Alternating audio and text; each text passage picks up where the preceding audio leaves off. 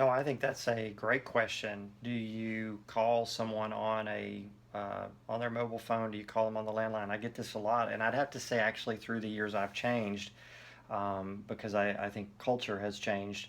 5 years ago, 8 years ago, certainly 10 years ago, I was extremely reluctant to encourage people to call a donor on their mobile phone simply because people were a bit like, these minutes are expensive. Why are you calling me on the phone? Here's the thing, it all comes down to why are you calling them? I really discourage people nowadays from calling to ask for money. That is an extremely difficult skill. All the data points to the fact that it's becoming less and less effective.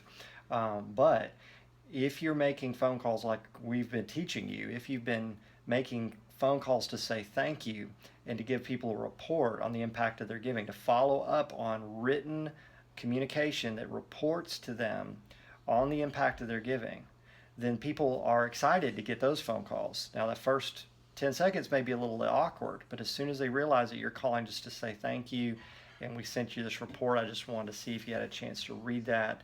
I think you're going to be really blessed by what you see. It's important to us that you have a report on the impact of your giving. When you make a phone call like that on someone's mobile phone, what are you doing? You're calling them on the phone that they're using all the time. You're calling them as a friend, as someone that has a relationship with them, which is what people do when they have people's cell phone numbers. And you're building trust because you're not calling and asking them for anything. So that is what I encourage people to do. So stay away from asking people for stuff. Don't use the mobile phone to try to prompt action.